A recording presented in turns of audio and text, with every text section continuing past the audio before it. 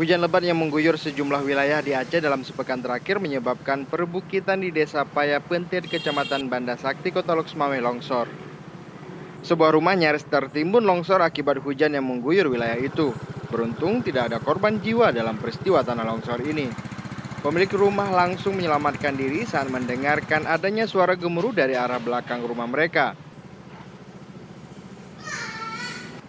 Gara-gara hujan yang kemarin, hujannya terus menerus kan, hujan lebat kan, panik langsung keluar lah.